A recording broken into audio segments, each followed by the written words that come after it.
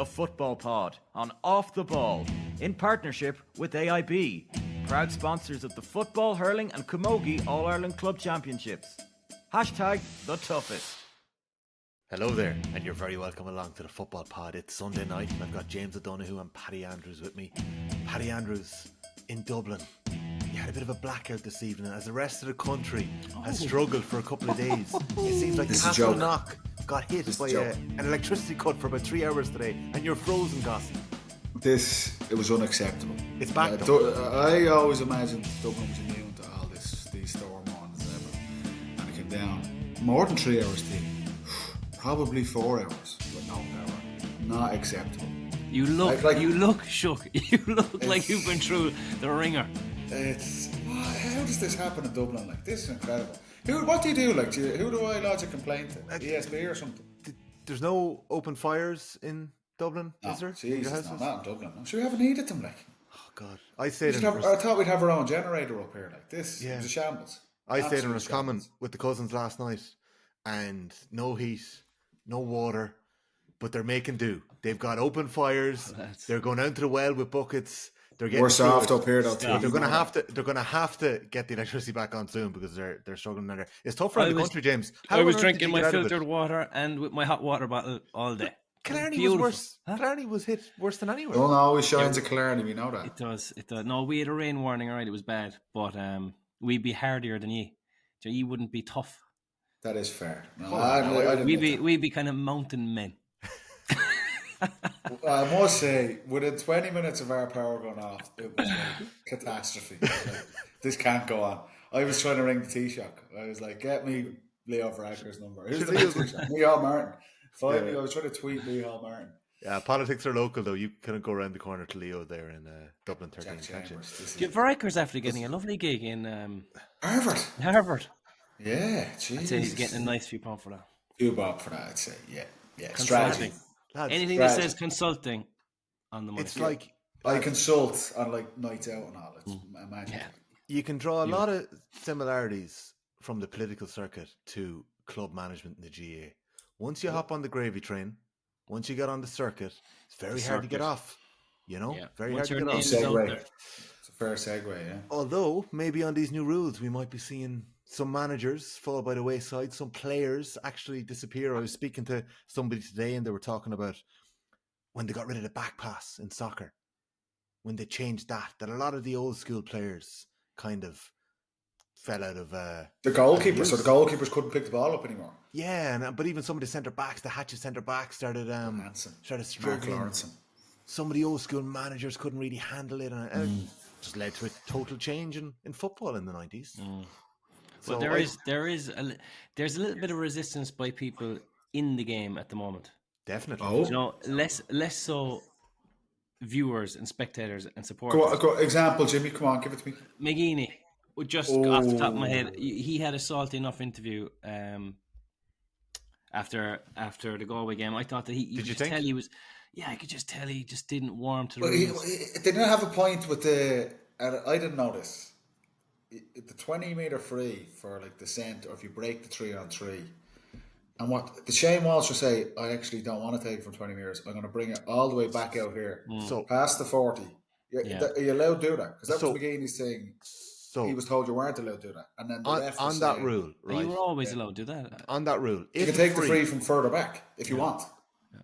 Just to clarify, if a free, which was given in a 2-point range, is moved forward into a 1-point range, like the 50-metre descent or the 3-3 structure, you're able to bring the ball back out. That's the only time, as far as I'm aware, you can pull it back. Oh, so if you are fouled in a 1-point range, you can't bring it out? No. So if you're fouled in the D, you can't bring it back out. So it's only, there's that quirk in it that you can do that. So that was right last night then. So Shane Walsh was within within his right to do that. But McGeaney was saying he was told otherwise. Or maybe he's just misinterpreted that. I'm not sure what McGeaney was told, but look at lads. With Jimmy O'Neill and your colours to the mass, you're going to go after McGeaney this year, basically. No, I might say that he was the one I noticed straight away. He was like, he's not warming to these rules just yet. Whereas I'm putting on my positivity. I thought they were pretty good. I thought our man were pretty good for 25 minutes in that match. Better team. Did they not play the old rules, Armagh Galway? I thought first half, I thought Armagh were moving reasonably well. ran out of puff, most certainly second half, and Galway started to use the rules. They ran out of puff after about 15 minutes. When did that plane land from the holiday? Because they looked very rusty, which is always going to happen from a team that's away. Like, I just think it's hard to get straight back into it. Yeah. And then I think even for the red card was it Grimley that got sent off? Yeah, he was sent off. Fitzmaurice said it on commentary. He was like, "It's such a thing to happen to an All Ireland winning team. Like, you know, they're just not ready for the season. They're not quite. They've just thrown a dig into the ribs. Like, it's just textbook." I heard Fitzmaurice say that, and I was like, "He's stirring shit there." Like, because remember wasn't it Tyrone? Tyrone had the absolute horror show after 2022 when they were All Ireland champions, and this was creeping in. Ill discipline, red cards, kind of loads of off the ball stuff. Just it does happen. It does happen.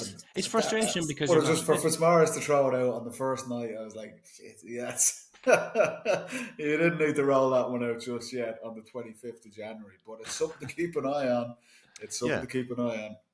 Before we get into the specifics, overall sense, like Paddy, one thing that I have to say is that score lines are way up. And like Division 2 is like the Harlem Globetrotters. Yeah. Maybe Division 1 is a little bit kind of similar. It hasn't really jumped yet. I don't think we've seen it as much, but it's definitely Division 2 and 3. There's a couple of comparisons here that I can bring you through. But Monaghan-Cavan, highest scoring Monaghan-Cavan game of all time. It was 1 million points were scored in Breffni Park last night. Sensational stuff. A couple of other results caught your eye in Division 2. Yeah, but just bear in mind, this is like the third week of January. Yeah. Right? And the conditions were in the middle. We've had 2 storms in one weekend. We tuned in to RTE last night for the first game. Probably the most eyes were on this game over the weekend just because it was on RTE at that time. And Salt Hill did not look great as a pitch. And these are tough games for players. So you ain't at your peak. Jimmy, you'll know this. But to see Cork 219, Meath 21. You look at today's game, again, out west in the Hyde, really not great conditions. Was it 321 to 120? Roscommon beat down. Like, you don't see these scores in May, in June, July. So for teams to be racking up these scores in these conditions, and players obviously nowhere near peak fitness, is testament to what these rules are trying to do. These rules, if you transition the ball fast, and if you're a fast player and you're direct, these rules are in your favour. And that's the reason, that's the rationale that they were brought in for, to favour teams who want to attack. And if you do that, you've got a massive opportunity. We've seen it with the Dubs and Mayo, even in Croke Park last night in Division 1. Both those teams naturally kind of played a very open style of play, but you look at someone like Butler, you look at someone like Oisin Kennedy, even he was the kind of shining light for Armagh. 2 unbelievably fast, unbelievably direct players. There's space now. There's space where in previous games, under the old rules, space was at such a premium. Whereas if you get the ball up the pitch quickly, you have opportunities. And like I say, to really have the first go at it this weekend, you've seen already. And this will only get better as teams, as players, as coaches, referees, media, we all get used to this. I think as a starting point over the first weekend of these games, I think it's been really, really positive. Yeah, I'm fully on board with that. And I do think it's going to be an evolving thing as well. I think we're still seeing players, James, being a little bit timid and a little bit nice. Like, there was a challenge game sort of a feel to the Roscommon down game. And I felt the same about Dublin-Mayo, where there was very few fouls and every single one of Dublin's scores came from play. They didn't actually even kick a 2-pointer, Dublin. So they were kind of playing a lot of their game within the new rules. Now, I might come back to how Dublin annihilated Mayo in the press. Like, that's going to be a big feature this year. But, like, what did you feel? I kind of felt like there was an element of teams still getting used to it. So they were being good. They were kind of playing within the rules. They weren't really pushing them. Yeah, that's definitely true. I mean, there's probably 2 aspects to that. First of all, when you're playing with the new rules, you're more in your head than you would be normally. Do you know, you're not playing off instinct. You're not playing off the cuff. You're kind of thinking, can I do this? Should I do that? Where should I be, or what should I do? Okay. So it doesn't come as naturally. I've even noticed that from training some of the new rules, you know, and then you might turn to give out to the referee and you're kind of you have to nearly put your hand over your mouth. So not you, Jimmy. Not your me, teammates. exactly. Not you, Me. of course. But I do think there's an element to that. Also, I wholeheartedly agree with the whole it's January thing, because players are not fit. Pitches are so soft. The wind is blowing in your face. Like every decision you're supposed to make, you doubt it because your execution might be off. You're not fit. Everything feels harder. Your lungs are heavy. Your legs are heavy. So, as much as the reading of the games we got from the interprovincials, I think the first couple of rounds of the league are going to be a bit similar. You're not going to get a fair reflection on them. Like, just from watching the Derry Tyrone match, like the shooting was so off for the quality of player that was on the field. Like, there was just so much going wide, and then in the end they started doubting themselves. They didn't take on the shots, so that game could have been astronomical scoring as well. But some of the rules, I'm for all the rules really. But do you know how long in the Galway-Armagh game, the second half, Go on. right, with the hooter? All right, how much was actually played? I timed it myself. No, no idea. So the hooter went, and obviously the game is over. So on RTE, they did the clock to finish on the hooter. GA Go didn't. They ran it up to 70 about 15 minutes before the game was over. But Hey. they played 45 minutes and 5 seconds in the second half. Yeah. What? So like the games are going to be a lot longer. Like, wow, I did not realise that. Yeah, good knowledge, good research. So the referee is stopping the watch, so that every time, you left your clock running. Wow, that is interesting. I'll tell you what, the hooter in Croke Park caught me both times, and I wasn't the only one that it caught in Croke Park. The noise of it, you'd hear it out in residents be given out. They probably will. Next week. But Rian O'Donoghue had a shot at the end. The Mayo were 2 points down. He had a 2-point effort from going into the hill, and he was kind of falling over, and it was kind of a last throw of the dice. Goes wide, kick out comes. You're getting to the 35 minutes, and you're just waiting for the board to come up. I actually looked down to say, how much injury did I have? And next thing, bzzz, game over. So it was kind of funny how that wasn't playing in some places, it wasn't playing in others. Good, but do we like that? I like it. I really like it. I think it just means that if you're down a point or two, right, with the clock coming down, you need to go at pace. At the moment, or in the old rules, teams knew the ref isn't going to blow it here he'll leave us up there for 30 seconds until we get the right shot. Now they have to actually go and earn their score. Yeah. Do you know what you noticed in a couple of the games as well? And we've seen it, we like big leads in hurling. Do you know the way in hurling, if a team is 8 or 9 points up, that's not that big a lead. That could be gone like that. I saw it today. You're starting to see that in football already.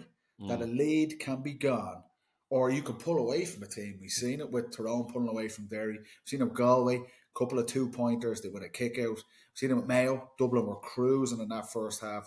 Fergal Bowling gets a 2-pointer. Then they get the overlap with the goalkeeper. They get a goal. Like, the scores, we're talking about there's big score lines, but momentum in games, you could be 5 or 6 points up, and in a minute, that's gone. Yeah. Which, again, is... I don't think it's reckless. You have maybe the purists, and like you're saying to me, maybe there's some coaches or some players or some maybe old school fans going, are we losing the edge in Gaelic football? Is it becoming softer? Are we losing kind of like defence is a skill, an organisation is a skill of a team? Are we losing any of that? I still think that's all unbelievably relevant, but this adds excitement. And then you look at the remit, any one of those people who are on that committee, Jim Gavin, kind of leading it, it's around entertaining, making this a brilliant game to watch for spectators and things like that. And we've seen it already through last night and the games today. Scores, momentum can change so fast, and I think that's a brilliant thing to watch over the next. I know there's brilliant games coming next weekend as well. I think that's a major plus as well. It's kind of freakish that you made that point, right? Because the 2 games that I was at this weekend were Dublin-Mayo and Kilkenny in the hurling. Yeah. And I just tell you this, it might be a total coincidence. 15 minutes into the Dublin-Mayo game, Dublin led 1-6 to 2 points. 15 minutes into the Clare-Kilkenny game, Clare led 9 points to 2, a 7-point gap in each game. What happened? Watching the team. What happened? Mayo led by 2 at half time after coming into the game. I just want to talk about that. Paul Towie, who's a shooter, this may suit him now, the new rules. Don't know if it will. He sells a double dummy and scores a lovely point to get the ball rolling. Actually, their debutant Davin had scored just before that from playing. Nice score. Next thing, Fergal Boland takes 3 shots in a minute, drops one short, a 2-point effort, puts one wide that he should have scored, and then scores a 2-pointer. Then Conor Reid scores a goal where Reap sells a dummy, the goalkeeper, and sets it up. Towie gets another, then O'Donoghue free, Boland, Bugler gets his 5th of 7 in the day, and then Frank Irwin scores 1 before Pascal ends it off. So Mayo then, having trailed by 7, are leading by 2 at the break. And on the flip side in the hurling, Clare were up by 7, and they were up by 2 still at the break. Yeah, so Kilkenny had totally come back into it. But yeah, I think that momentum shift is a big one. I think the midfield, James, go on. Yeah, I was going to say midfield, Tom. I think you're bang on there. And goalies, right? The relation between the goalie and the midfield, like in both games I saw, which was Galway-Armagh and Tyrone-Derry, the ball goes long, right? The majority of the time. No, unless you have a lot of work done. I think Armagh got a couple of short kickouts off, and they worked out well. But the majority, I think, in the scheme of things, a lot's going to go long. And if you are winning that battle, you have a huge, huge advantage. Like, because if the ball is breaking, right? Say if you don't catch it clean and the ball is breaking, sometimes it's not even worth winning that break because there's so many people around in the area you're just turned over. But if you can get someone who wins that clean, you're absolutely gone. And like, I thought Tyrone did it very well. Tyrone dominated in aerially in midfielding against Derry, and it definitely was the winning of the game for them.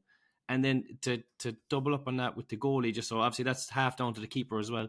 But if you have a keeper who can come up and affect the game and make that overload happen, it's a cheat code. And like Niall Morgan in the game I saw with Tyrone, he set up Tyrone's second goal with an unbelievable pass in over the top of the cornerback in for a goal.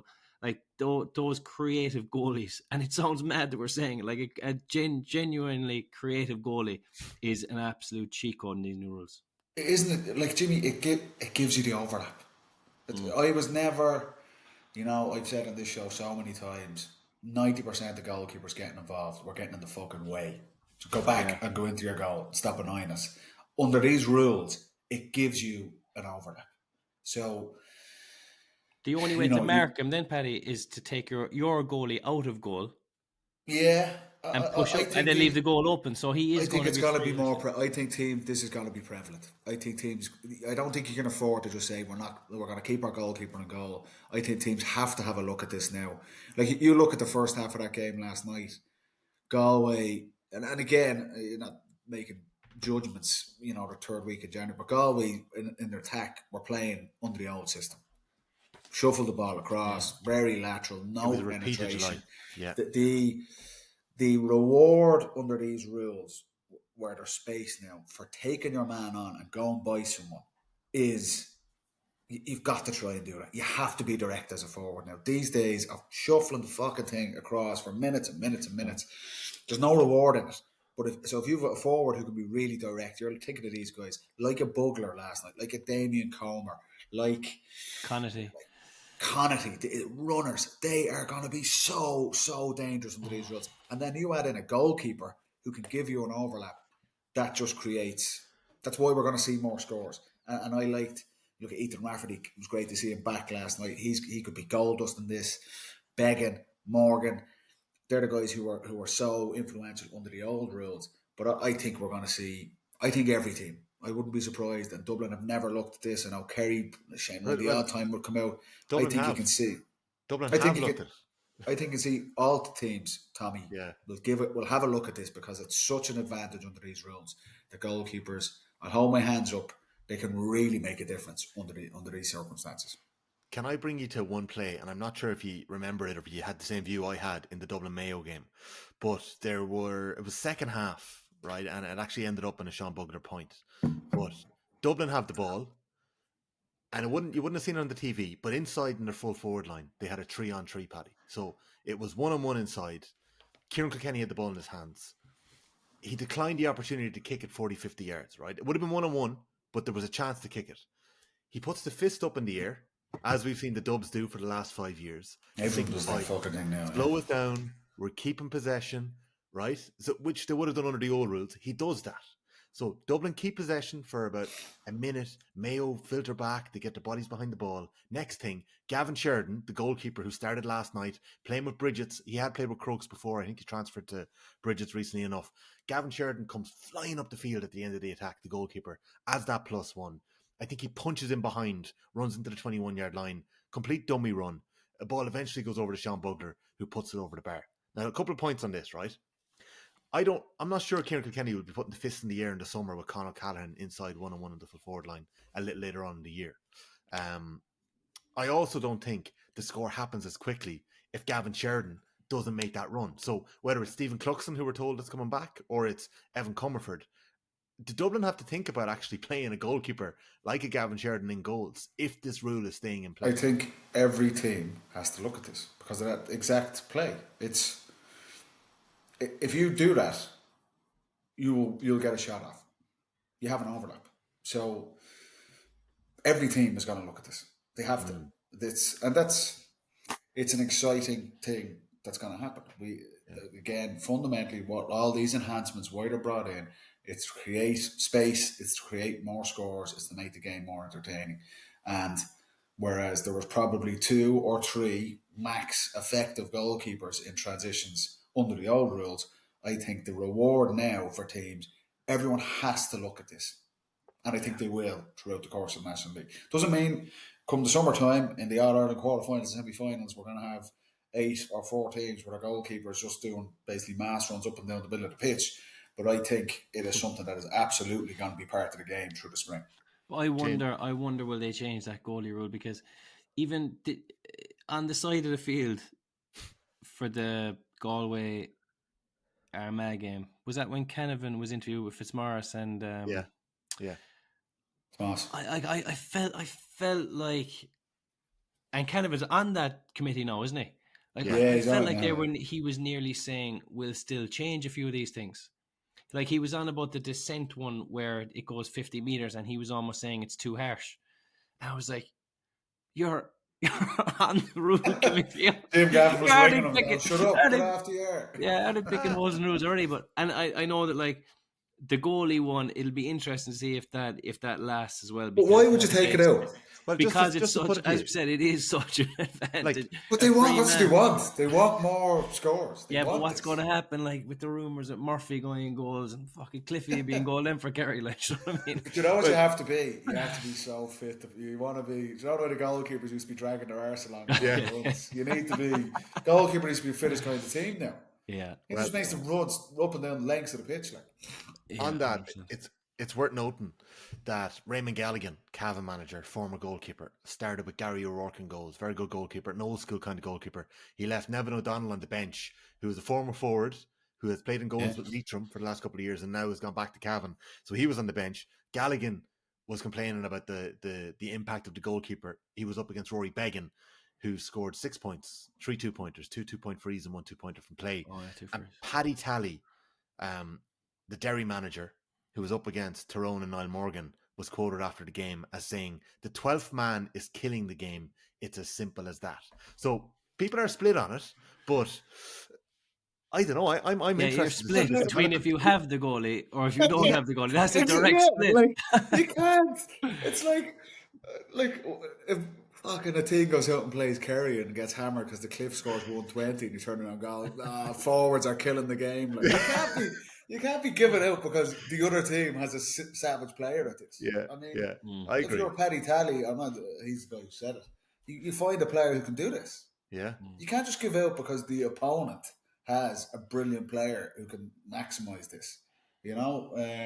I think Morgan's the best of it. I think I had such time for Morgan. I think he is awesome. Morgan was such a tool, Jimmy, under the old rules as well. He's exceptional at what he does. There's risk in it as well. Like, you turn the ball over, you're fucked, basically. So it's not, we haven't seen that yet. But we seen last year, we spoke to Rory Began in November. Yeah. You know, he made mistakes in this role going forward under the old rules. You know, we're taking Ulster Championship against Cavan and ball being rolled into the empty net. And it was still his way of looking at it was like, I'm not going to change that. The team want me to do this. There might be the odd mistake. We're going to try it.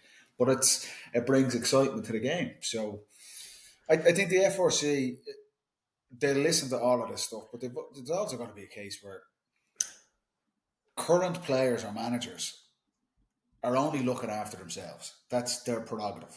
You know, the FRC has to look at the wider game for generations for Gaelic football. They can't be swayed by a team because they've lost 3 league games in a row going, that rule's crap.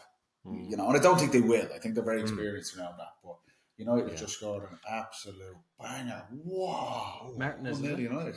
We're back. Wow. Other than that, I do We're think it's obviously- interesting. They will obviously keep an eye on going these late, things. But Yeah, definitely. Just finally on that, right? So on the trend of goalkeepers and goals, right? Niall Morgan conceded an absolute wonder goal to Derry. James, do you want to talk us through what the hell is going on with players going for goal from 20 yards? Conor Glass, take a bow. he has previous, this fella. Yeah, Glass is different because he has such a strike in him. Like he's done it from schools level all the way up to Club All Ireland finals. Football up to, Ireland final. Yeah, like he has scored some outrageous goals. But it was a good example of the new rule. I think it was a tap and go actually that it was where they turned the ball over, tap and go after they went, and eventually just Glass took it on from 21. You think he was going to go. He was kind of to the right of the goal. I thought he's going to go, if he shoots for a goal, he's going to go across the goalie into Morgan's right. So Glass is left. But he goes near post and he rattles it straight into the top corner. It was an unbelievable strike. Yeah. You could hear the gasp in the crowd. Unbelievable.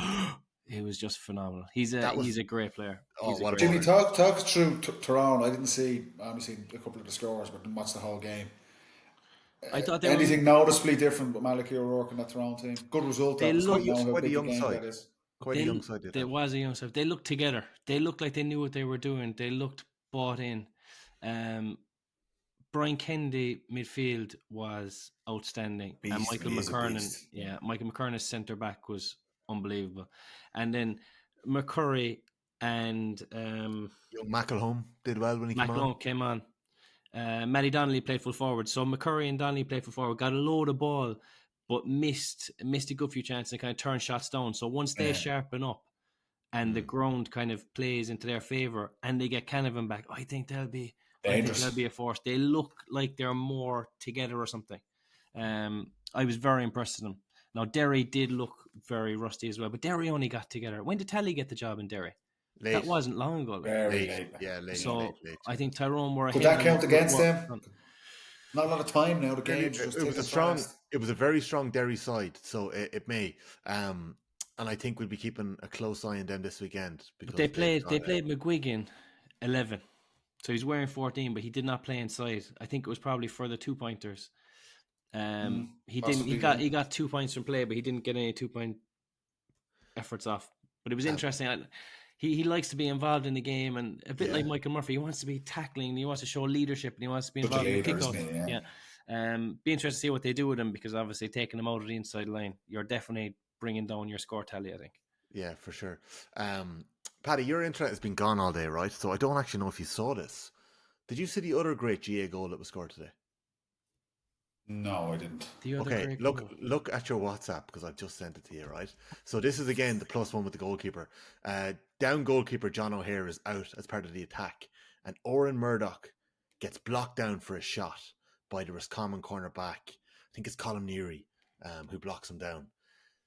2 quick kick passes. Beautiful Kieran pass. Murtagh from 45 yards out into the Oh, back. sneaks in. I Yeah, think we're going to I see a like lot more of it. this. I think we're going to see a lot more of this. And the goalkeeper who took the risk to go forward and join the attack gets punished. So But that was the there's a same flip under side. the old rules as well. Yeah. Too, like, you know what There's I mean? there's a flip side to it too. Okay, so look, But we we're like that. We I like we it like too. that. We like Yeah. that. yeah, And that's rewarding. Like Murtagh outside of the right, over in the Hyde. The Hyde looks every bit as diabolical as Peter Stadium did last night. And just pings it into the side net from 45. That's skill. Reward it. I like that. yes, and I just Keep want to make that. a point. The Roscommon forward line, we know how good they are, right? Full forward Got line skills. They've got takes skills. 112 between them. Their bench scores 145. Their forwards coming off the bench. Is Don't this hit- you bigging them up because you tipped them as the team to Yeah, watch? yeah, last Ben week? O'Carroll. Crazy. Yeah, Yeah, so I'm yeah. just Get saying. it in, team Knox. to Downhill watch. from here, Tom. Team to watch. Yeah. Bitter aftertaste with you two. Okay. Who gonna take a did quick break. Paddy go for team to watch, actually? Dublin, was it? No. Donegal. Donegal. Yeah. Number one God, seeds. That's like golfer to watch for the year. Scotty Scheffler, I think, will have a good season. Right. He's a serious player. We didn't even turn up this weekend. He's a serious player. I think we're all looking forward to that. Quick run through the results, right? Tyrone 2-13, Derry 1-9, Tyrone top Division 1 this weekend. Galway are in second. They bet Armagh by 6 points. 3 late 2-pointers in the second half. The difference in that game. And then Dublin 117, Mayo 115. Sean Bugler and Kieran Kilkenny really stood out in this. But Kevin Lahif, young Dublin footballer, scored 1, 2 or 3. I thought he was very, very good as well. So, and a couple of the younger Mayo players got a run as well. But big win for Dublin, because I think Mayo would have targeted getting a win in the first 1 or 2 games because they're missing a lot of players in the early couple of rounds. So they're under pressure this weekend playing Galway-Mayo. Division 2, really high scoring this weekend. Monaghan top of the league, 222 to 20 points against Cavan. Roscommon won by 7, 321 to 120 against Down. And just to give you the breakdown of the scores here, we might talk about this again. Roscommon scored 3 goals, 3 2-pointers and 15 points. Down scored 1 goal, 6 2-pointers and 8 points. So by my reckoning, Down scored the most 2-pointers over the weekend. Cork 219, Meath 21 points. Meath actually took 40 shots in this game. So if they sharpen up their shooting accuracy, they might get a bit better. Guys, me playing a club match. Yeah. And Westmeath, shots. who were down so many players. Oh, man. Were caught late on against Louth, 18 points to 112. Just to note that Luke Loughlin kicked 12 points this weekend. We'll have to keep an eye on the top scorers over the Jimmy, league. what did I tell you? Jimmy was on looking for an L-tip. Will Louth beat Westmeath? My predictions this week were A1. Actually, they went up like 9-3 or 9-4 as well, and they were pegged back. Never doubt the Wolf. They needed a last-minute goal loud from Sean Reynolds to edge them back. I knew it was coming. Steve. And they held on. So that was a big win for Louth to get over the line. So Division 3 then, again, high scoring. Kildare, Paddy, I know you want to talk about this. 224 to 112 against Fermanagh. Are they back? Plano is working his magic. Yeah. It's going to be a good year for the Lily Whites. Mark my words. Was it last year we gave Kildare some airtime? Absolute dogs abuse. What? Every night. Yeah. I'll tell you who need to cop on. Kildare. But Flano's the man for that, and they're going to do well. They're going to have a good year. And you seen it last night. That's probably, I know it was at home, but for Man, it's one of the toughest games in Division 3. Look, no illusions. Kildare need to win Division 3. That's first and foremost. Then take it from there, see how they go in the provincial championship. But they got to crawl before they walk, and last night was a very good start for them. Like I say, they were talking about Tyrone in the last couple of years, hitting rock bottom and teams like that. Kildare were abysmal in 2024. So you could say on one side the only way was up, but you still have to go in there and do it. And that was a very good start for that Kildare team. Yeah, we'll be keeping an eye on that. Offaly in front of Jim Mickey Gavin. Mickey Hart and Declan Kelly. Yeah, they also did a joint interview after the game, which is worth looking at. I thought that was interesting. Roy Evans. This was a big win. Offaly 117, Sligo 13 points. Sligo it's a big win this year. They're probably short a few of the boys from Clara Strand Hill, but Keith O'Neill shot the lights out for Offaly. Big win. Jim Gavin was actually at the Division 3 game watching it for the F4C, so he's on off the ball breakfast in the morning. Paddy, I know you're on off the ball breakfast on Tuesday morning. Jim is there tomorrow, so you're just missing each other. But that's worth tuning into. I'll catch up with him again. Yeah. I'll give him my thoughts. And then up in Corrigan Park, right? This is an interesting one. Antrim defeated Clare. Apparently the weather today in Belfast was absolutely horrendous. Was this under the old rules, this match? 1-9 to 1-6, right? Under the old rules, you could say. But also, have you seen the arc that apparently was drawn or done in Corrigan Park? That was closer in than the old arc. Yeah. I'm trying to get clarification on this. What happened? Or was it actually as small as it looked? But it looks like it's 25 yards out. That couldn't have been for that game, was it? I don't know. We'll have to get. It looked like an under 12s game. We'll have to get. Corrigan Park is tight as it is, lads. It's not the biggest field. There was also a division. It is very tight. Played a game there once as well. DCU. There is a postponed game as well. Leitrim Laois, which you'd imagine will be played the same weekend as Kerry Donegal. Not confirmed yet. It'll be confirmed, I'd imagine, by the CCCC tomorrow. A lot of disappointment in Kerry. I'd imagine, James, that you didn't have a bit of entertainment on Sunday. Donegal not making the trip. Apparently it was the GA that made the decision, though. But their ladies team played away, and so did the hurlers. Was there a club team that played as well? Everyone Yeah. was getting on to games except for the senior football men's team. Muffer in the All-Ireland Junior Final as well. Now, Fergal McGill of the GAA was talking about this today, and apparently the Donegal teams that you mentioned there all went overnight on the Friday, stayed the Friday night to play on the Saturday. Could be wrong with that. You must, because the game was called off on Friday. No, it wasn't. It was The called Kerry off. Donegal game was called off by Friday. It wasn't. It was called off Saturday morning. No, it's called. There was a rumor Friday night because it went out on Twitter that it was called off. And I was like, it's beautiful down here. I don't know what you're talking about. Why would it be called off? And then the following morning it was. Looking forward to that. Now look, we'll get it. There was a yellow. There was a yellow rain warning down here in the end, so it actually probably better off to it. But I think it was the travel conditions in Donegal on Saturday morning got worse. So look, that's how it is. And that game, we'll have a bit of football then that weekend. Sigerson Cup final, Kerry Donegal, Leitrim Laois, and also Wicklow Waterford. That game was postponed in Division 4. Wexford, biggest win of the weekend, 224 to 2-6 against London. Carlow under Shane Curran were pegged back late on by Tipperary, a draw in that game, and a draw in the Longford Limerick game. A late 2-pointer to level that one up for Longford. So that's the result. Buzzer beater too. Yes. Going to take a quick break, and we're back after this in the Football Pod with a few more bits on a very interesting opening weekend of football.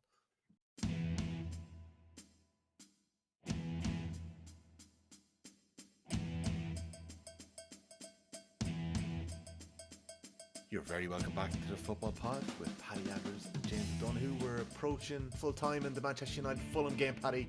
We broke away to record the pod tonight. What's going on?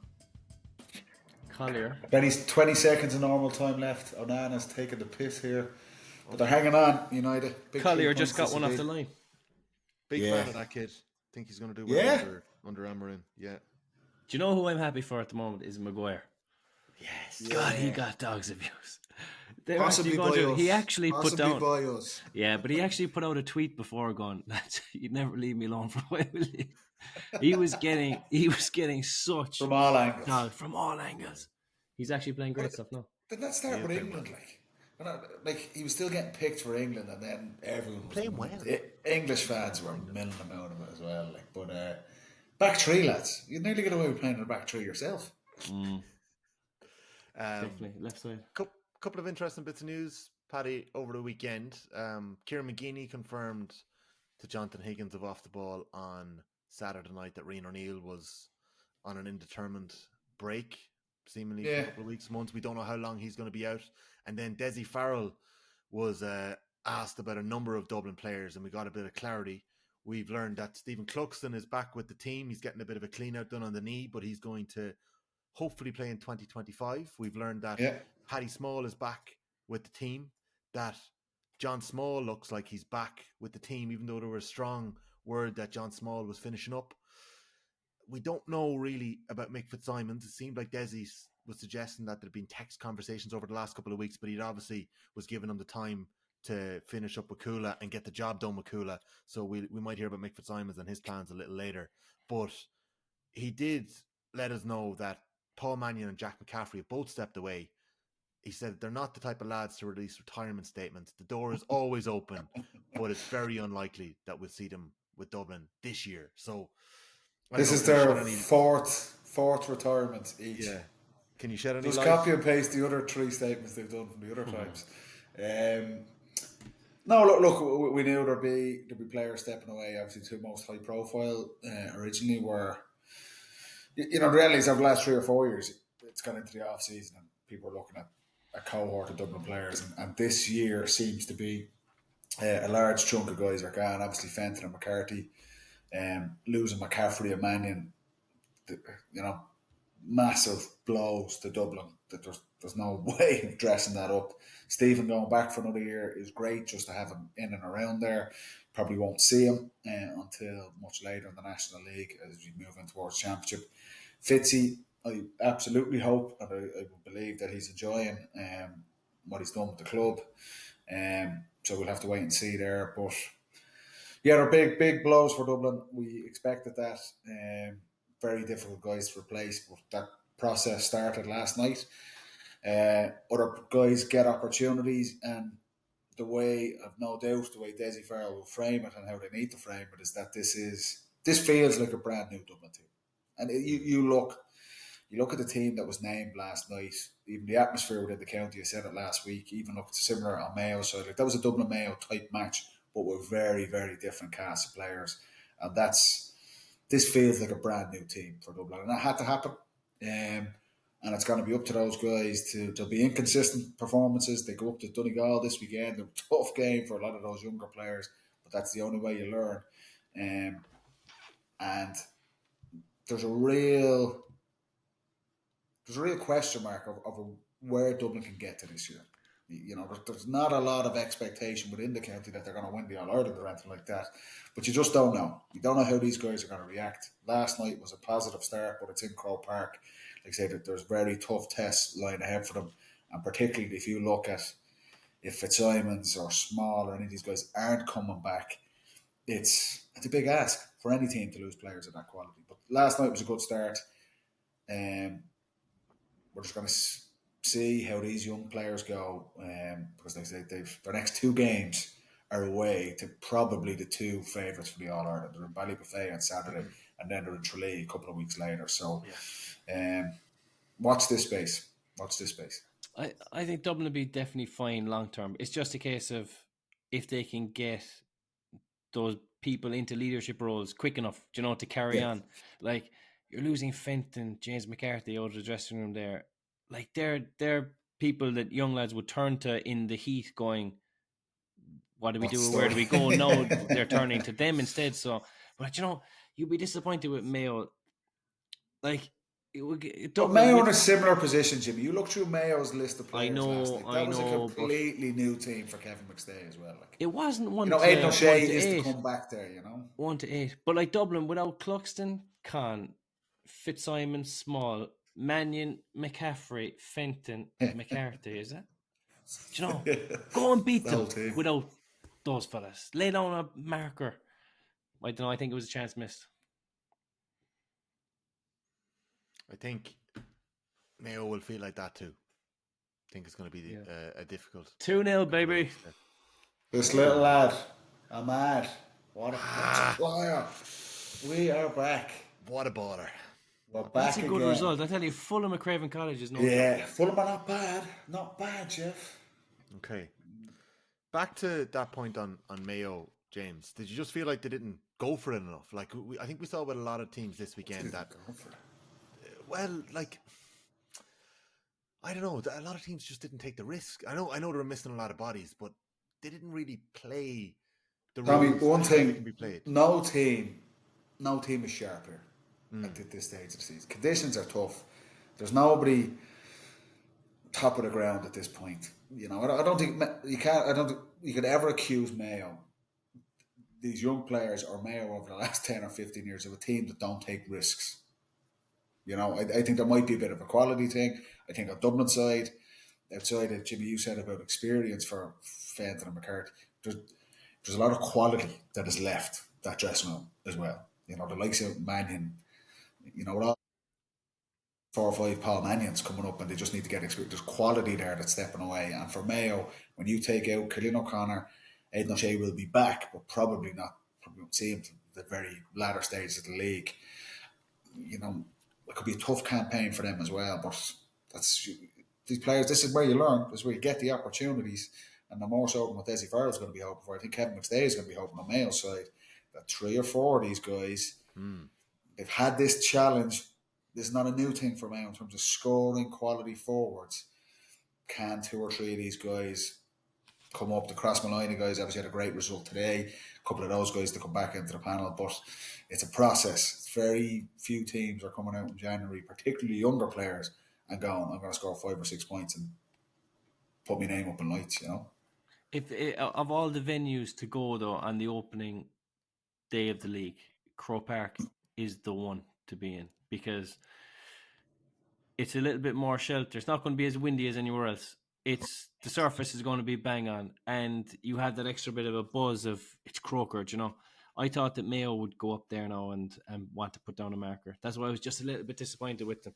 There's an element as well, though, to what Paddy's saying. Like Rian O'Donoghue is their one probably starter. Fergal Boland, you could argue, is a bit experienced, but like Conor Reid gets a goal on his debut in the half forward line. David Neary gets 2 points on his debut. Frank Irwin gets 2 points. A youngish player that's been given a chance. Who else started? Paul Towie starts and gets 2 points as well. So it's not Mayo's first No, definitely not. attack either, James. True. You think they'd be further down the line of that Dublin team with so much upheaval and so much uncertainty in that camp? That's the only thing I'm saying. But there's still so little between them. Like Mayo could have won the game last night as well. So it's they're just conscious of making sweeping statements about teams. Even without any change in rules, teams are finding their feet. And like I say, it's so fundamental changes. The solo and go, the 3-on-3, the scoring differences. Let's just keep watching these teams, and as teams develop, we learn a little bit more about Mayo. They play Galway next weekend. Galway got a hell of a lot better start to the league this year than they did over previous years. We learn a lot more about those young Dublin players when they go up to Donegal, and we get our first look at Donegal, who, I put them as a team to watch. There's a lot of talk around Donegal and see where they can get to this year under Jim McGuinness. So I thought it was a really good weekend across the board, but I think we learn a little bit more about all these teams come next week, and another look at these rules and another look at these new players. Yeah, for sure. A couple of thoughts on some of the younger Dublin players, or the new Dublin players that we saw. Quietly impressed with Gavin Sheridan. I thought he had a big impact. I'm not so sure on the kickouts, but definitely going forward impressed me. Did nothing wrong in the kickouts, but just probably wasn't stress tested. James Madden kind of lined out between the half back line and midfield at times. Paddy, we're going to have to see a bit more of him. O'Donnell without scoring, I thought was effective and showed a little bit. Kevin Lahiff stood out. He had 1-1 within the first couple of minutes. Ends the game at 1-3. Killian McGuinness, we saw a little bit of last year. I think he's going to have an impact this year. And Luke Brannock comes off the bench and scores 2 points as well. So some impressive young fellas in Dublin too. You're not all that bad up there. No, and that's... Are we underestimating the talent given what went? No, I wouldn't say that. I think people are possibly underestimating Dublin as a whole, just saying they've lost all those players. They're going to be complete shambles this year. I think Dublin are going to be a little bit better than people are giving them credit for. Whether that's going to be enough to win the All-Ireland, I think that's a big ask. But it's not like they're going to be a complete shit show either. They're still the core team, like Kant come back, Howard, Kieran Kilkenny, Bugler.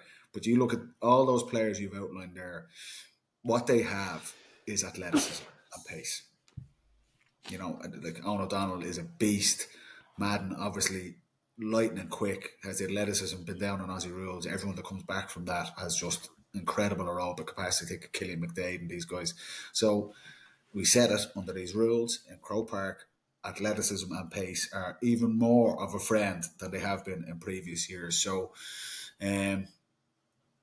like I say, the way Dublin will frame it in the camp and the way people, supporters of Dublin, have to look at this is an excitement. It's a new team, it's new opportunities, and those guys, they have raw materials which will stand to them over the next few months. Whether that's enough to get up to the very highest level, big question marks over that.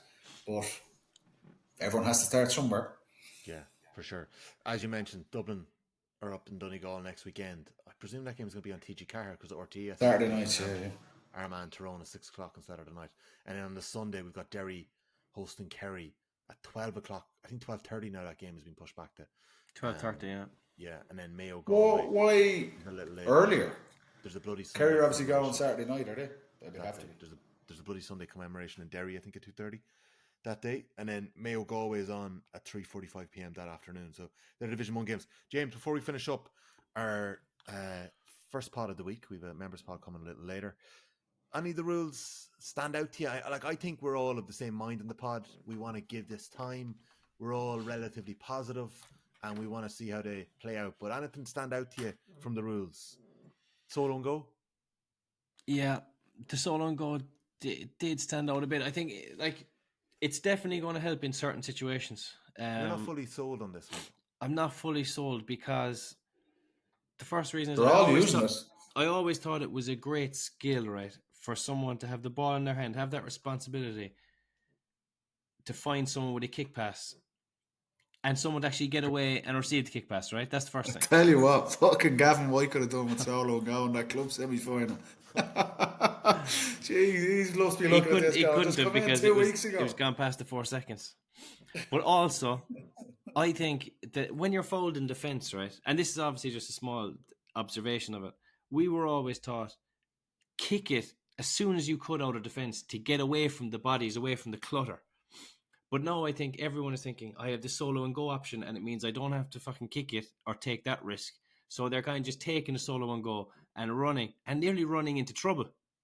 If I was coaching a team, I'd say, first of all, look up to see is there something on that we can get out of danger, and then if it's not, I think it would still be maybe the second option. That's in defence. In attack, obviously, is different because you're probably going to solo and go into a shooting position. But I just think in defence, Galway played themselves into trouble a good few times. And it was just an interesting one because obviously everyone wants to capitalise on the new rules as much as they can straight away and do everything, 100 times more than they should. But I would just... I still want to see people kicking the ball out of defence because I think it opens the game up. Interesting. Paddy, anything else stand out to you? Are we going to see the return of bigger presences in the middle of the field? Because teams have to go long. We saw how Dublin bossed Mayo, Kieran Kilkenny in particular, very influential on the kick-out. And also the high press in the kick-out. You take a shot now. If you allow a team to slowly build up and take a shot, you're going to be penned in very quickly, by the opposition as well. So I think the midfield, the breaking ball, the kick-outs are going to be so big. I think... Stand out to you? No, that's so. I like the solo and go because it was speeding up the game, and anything like that. What was one of the biggest gripes under the old system? It was this slow, ponderous, minutes long of possession going absolutely nowhere. So the solo and go, I take your point, Jimmy, but I think it speeds up the game, which is good. I absolutely agree on the long kickers. Whatever about, remember they brought in the mark for high fielding, that didn't really have the desired impact. You look at this again. The reward of winning a long kick-out, or not just a long kick-out, but a fast transition, if you can get the ball up the pitch quickly, you are in business. The reward is just, it's a goal chance. So whether it's from a kick-out or long kick passes, it's great. We want to see more of that. I think we will continue to see more of that. Again, conditions probably didn't favour those gale force winds all over the country. But I think I'm looking at this through, what is this going to look like in the summer when we're in Crow Park or we're in Clones or we're in Fitzgerald Stadium or wherever in May, June, July. I think all of these rules will really, really blossom at that point. But I think the long kick out and the fast transition, teams have to do it. Even if it's against your nature and against what you've coached for the last 5-10 years or the way you've played, the reward for moving it quick is there. So that's a positive in my book, 100%.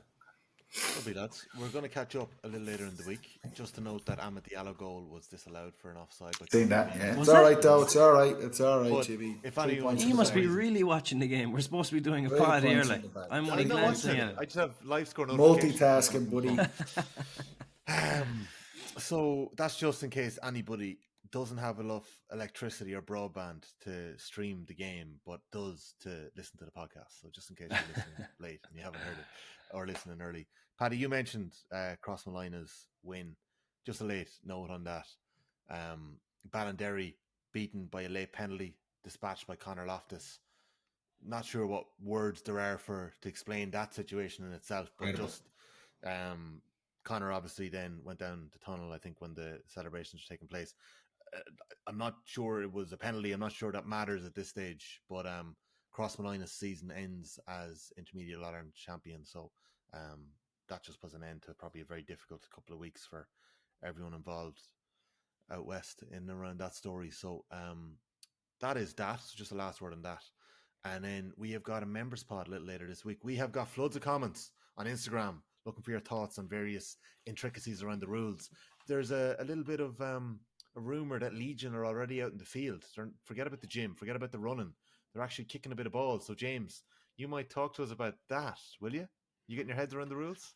Well, we're only on the field once just to get the cobwebs off. Sharpen the axe, Jimmy. As soon as the yellow rain warning came in, we said, now's the time. On the field. Let's get out there. Mountain men. Let's go through a bit of pain. No pain. No gain, baby. Said for mountain men. No, okay, do you know what? Playing with it though is important to understanding everything as well. I think you do get a bit of a better grasp on it. I think I'm looking forward to getting out in the field, and I think you can. I'm give us not going You're back, going to have to go back to Bridges. I'm sorry. Ain't gonna happen. Me and Gav Sheridan, the club, Dubs.